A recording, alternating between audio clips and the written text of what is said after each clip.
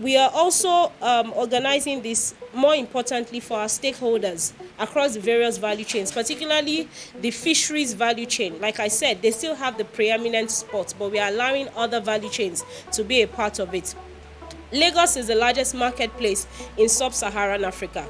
So it only behoves on us that we create that platform where our value chain actors, particularly food producers, can interact directly with the final end consumer, and they can have that transaction, that trade by barter, if I'll put it at that, and be able to sell directly to someone who is going to cook the food in his or her house. Not everyone likes seafood. Not everyone can eat seafood. Some people are actually allergic to seafood. So we've just felt we just needed to broaden the scope, and we saw how the turnout was last year. And I think also for the fact that we changed the approach to how the food festival was done. We wanted it to be all-encompassing. We didn't want it to be more of a formal government kind of festival. So we made it as relaxed as possible, and I believe that people had massive fun. In fact, one that stands out for me, a testimony that stands out for me in the food festival of 2021 was a testimony that someone had sent. It was a lady. She sent a message on the platform, I think it was on Instagram, and said that just a few days before, she was severely depressed and she was already contemplating what to do with her life. And you can imagine it could actually have been her having suicidal thoughts.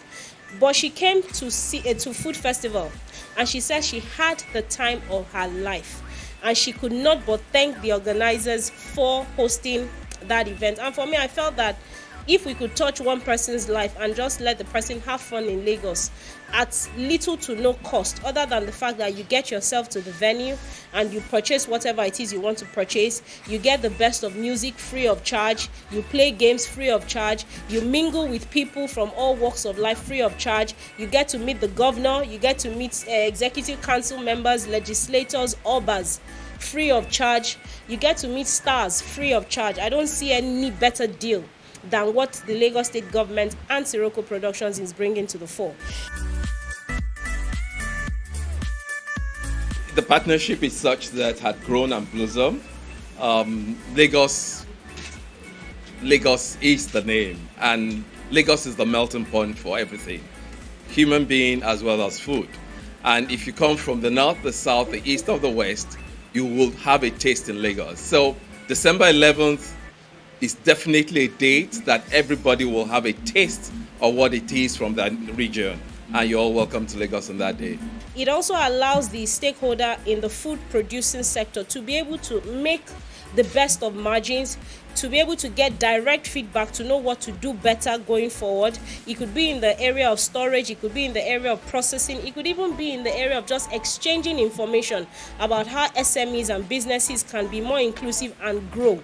It's an opportunity for banks to interact with those in this space, and it's an opportunity for those in the space to also see the networking possibilities and the ecosystem that the Lagos State government under Mr. Babajide Olusola Sanwo-Olu is creating for stakeholders across the entire value chain.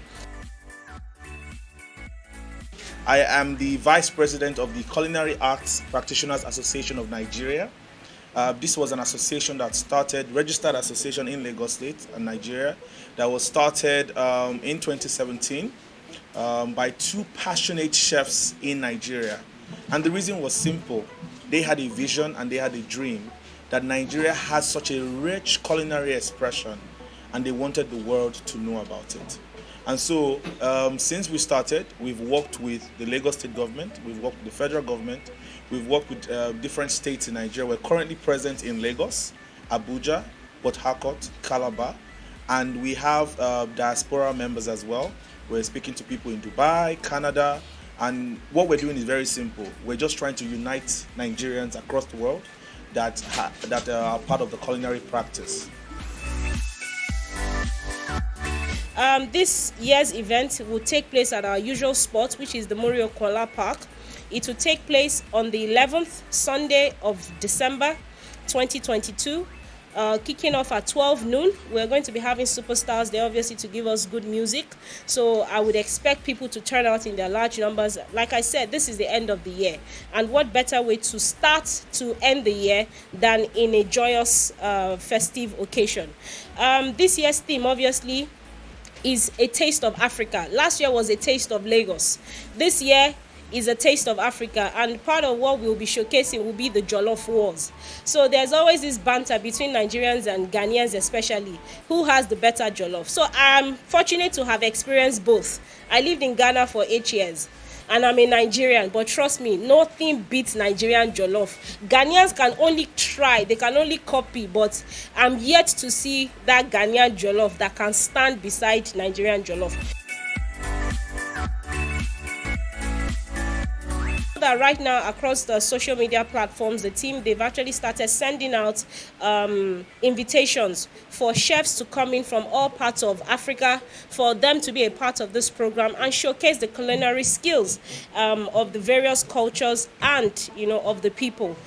So like I said, Lagos is an all-inclusive ecosystem, and we're just hoping, more importantly, for people to come there and have fun. Things are tough, but as humans, and what continues to give us hope is the fact that even in those tough times, we can hold our heads high and still put a smile on our faces. So this is what we would be doing on that day, 11th of December 2022, asking Lagosians to turn out, to turn up, to come and have fun, to come and witness culture, to come and witness the jollof wars and so many others that we'll be having, to come and participate in games, to come and meet people, network with people, just enjoy the good life. Life is too short. So, that day, I'm hoping that the turnout would be good and we would have a good time.